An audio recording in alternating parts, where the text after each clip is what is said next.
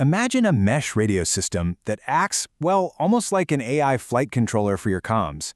It actually listens to the quality of your signal, notices when your audio link is starting to degrade, and then quietly, automatically fixes it before you even have to ask, "Hey, can you hear me?" We are talking about a fully infrastructure-free, unlicensed push-to-talk voice network that literally repairs itself in real time. Okay, let's dive into this explainer. Here's our roadmap for today. We're going to track a signal's journey, starting with voice over the mesh and the realities of unlicensed bands. Then we'll move through the audio pipeline and those awesome auto-healing mechanics. And finally, we'll look at ATAK interoperability and headless devices. All right, kicking things off with Section 1, Voice over the Mesh, focusing on infrastructure-free push-to-talk. Now, to understand how all this works, we first need to ground ourselves in the reality of the airwaves we're actually using. That brings us to Section 2, Unlicensed but not unregulated, exploring the 900 MHz ISM band. So, OpenMANET actually ships with a full push-to-talk radio system built right into its core firmware. You don't need handheld radios, you don't need repeaters or cellular networks. You just press a button and your voice rides the exact same self-healing routing layer that carries your data telemetry, using Wi-Fi Halo radios. Now, in the US, these operate inside the 900 MHz ISM band under the FCC's Part 15 rules. What a Part 15 ISM band means is that you don't need an FCC license or an amateur ham radio certification to operate the equipment. This is on a completely different legal footing than licensed amateur ham radio, which, falls under Part 97. But, and this is a big but, unlicensed definitely does not mean do whatever you want. There are still very strict technical limits on power and field strength. And that brings us to the hard realities of operating under Part 15. Sure, no license required, that's great, but you're sharing these airwaves with a massive array of other unlicensed devices. I mean, we're talking everything from Wi-Fi Halo itself to RFID readers, LoRaWAN, Amazon Sidewalk, maybe even some old cordless phones. Because of this crowded environment, you have zero legal protection from interference and absolutely no exclusive rights to the spectrum. You are legally required to just accept any interference you get hit with. It's an incredibly powerful resource for sure, but you are very much swimming in a public pool. With that legal framework out of the way, let's get into the technical side and see how your voice actually moves across this network in Section 3, the PTT audio pipeline, routing the signal. Okay, looking at the sheer efficiency of this architecture, just take a second to notice the bitrate. We're using the Opus codec at 48 kHz mono on a VoIP profile. But check out that second row, just 32 kilobits per second. That is remarkably cheap. To put it in perspective, a single push-to-talk transmission costs a tiny, tiny fraction of what even a super low bitrate video stream demands.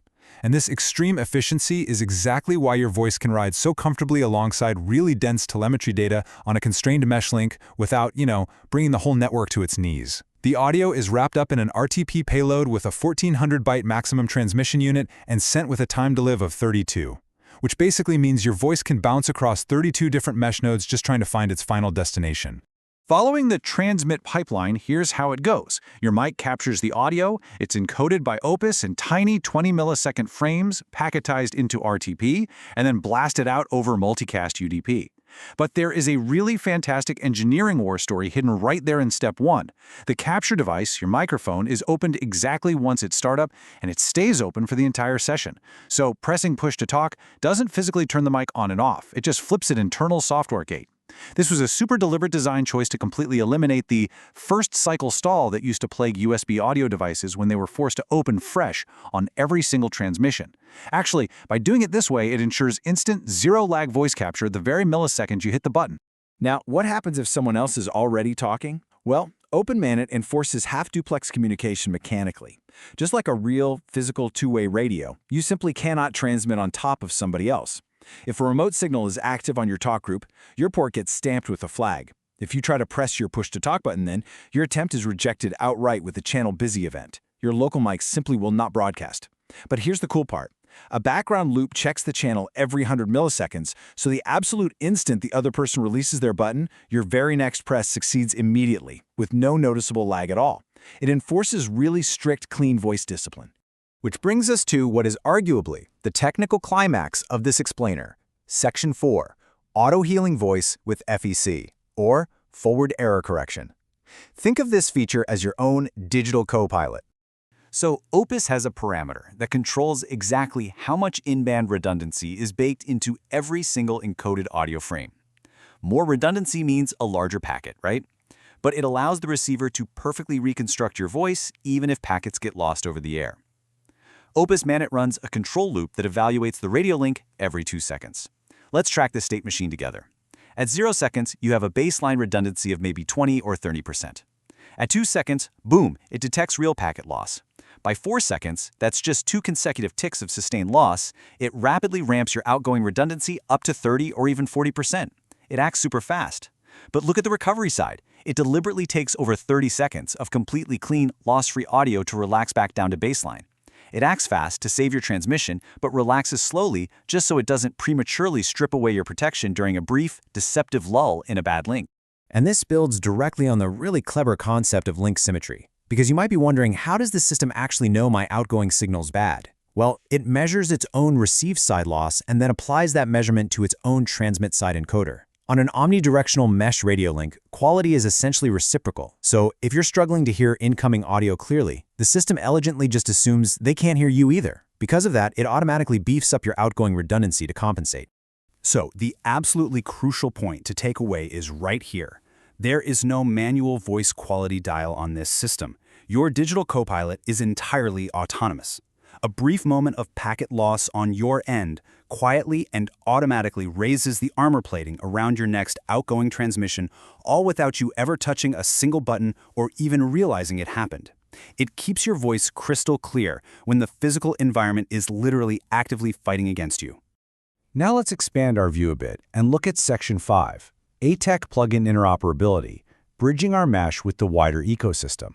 Because OpenMANET uses standard protocols, you can easily bring an Android device running the ATAK Tactical Awareness app onto the exact same talk group. No server, no gateway in between. You literally just configure the ATAK plugin for a multicast channel and force it to RTP.